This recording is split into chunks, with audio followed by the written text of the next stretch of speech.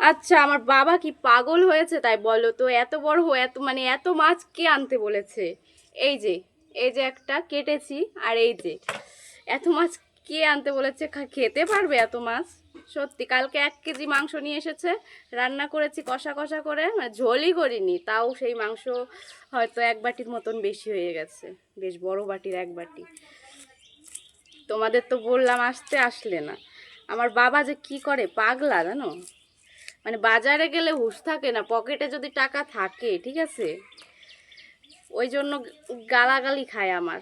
আমার মা কিছু বলে না, বাবা, আমার মা যদি যায় আর বাবা যদি যায়, আমার বাবা মার থেকে আরো বেশি টাকা খরচ করে। আমার মার কি বলবো, মানে আমার না, আমি একটু কোন ধরনের যেন, মানে এই যুগের সাথে চলে না আমার, কিন্তু দেখে মনে হয় এই যুগেই আমি, ঠিক আছে, মানে এই টাকা পয়সা খরচ করা নিয়ে, তাছাড়া ঠিক আছে।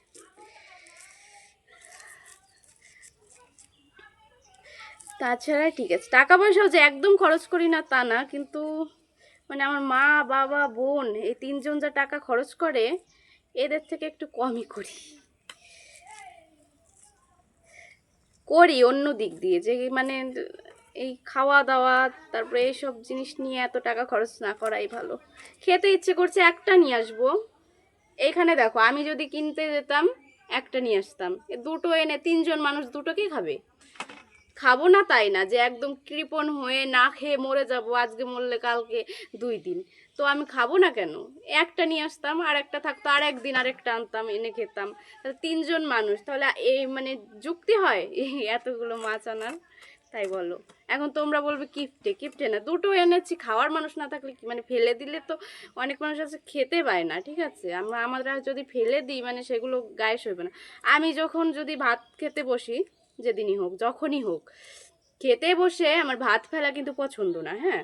খেতে বসে যদি কেউ ভাত ফেলে, ভাত রাখে পাতে, আমার যে কি বিরক্ত লাগে। কটা কম খাও ঠিক আছে, কিন্তু ভাত ফেলাটা আমার পছন্দ না। আর ভাত ফেললে আমার মনে হয় কি, মানে কি যে মানে বিরক্ত লাগে, তার থেকে বিরক্তি করার কিছু হয় না পৃথিবীতে। সে যাই হোক বন্ধুরা, ওইটা তো দেখলে কিরকম রক্ত হয়েছে, এইটাই দেখো। ও মাই গড, এটাতেও দেখো দারুণ, কিন্তু বেশ টাটকা, টাটকা মাছ, দারুণ সুন্দর মাছ দেখো।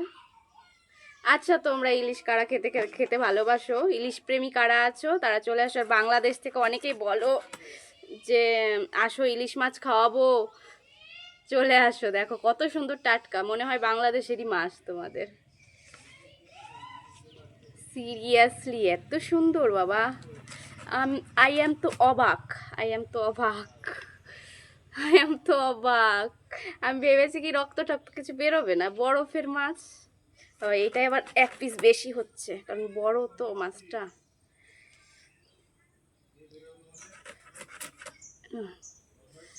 দেখো, হাতে লেগে গেল আমার রক্তটা।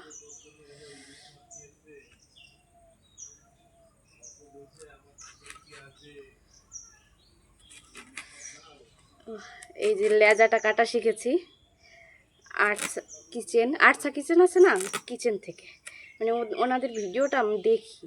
রান্নার ভিডিওই তো আসে, রান্নার ভিডিও আমার মানে ভালো লাগে, তার জন্য রান্নার ভিডিওটাই দেখি বেশি, কারণ রান্নার ভিডিও আমার প্রচণ্ড ভালো লাগে।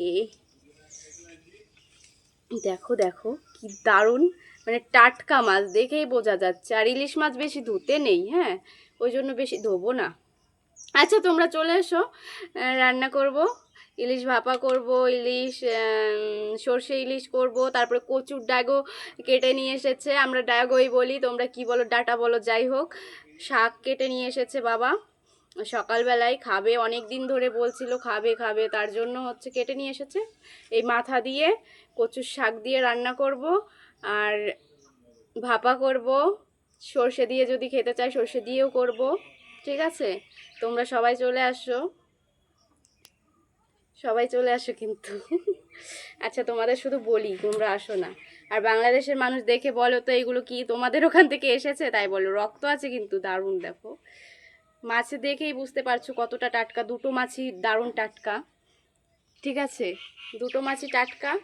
তো তোমরা বলো যে তোমাদের ওখানকার মাছ নাকি না আমাদের দেশের মাছ। আচ্ছা, টাটা তাহলে। সবাই চলে এসো খেতে, আমি রান্না করব এখন। ভাত অলরেডি হয়ে গেছে, এখন ইলিশ মাছটা আর কি করব, রান্না করব। এখন কচুর শাকটা বাছবো, কারণ কচুর শাক হচ্ছে এনে রেখেছে, বাবা কচুর শাক খেতে চাইছে। ঠিক আছে, তো ওই জন্য কচুর শাকটা বাছবো। আচ্ছা ঠিক আছে, টাটা।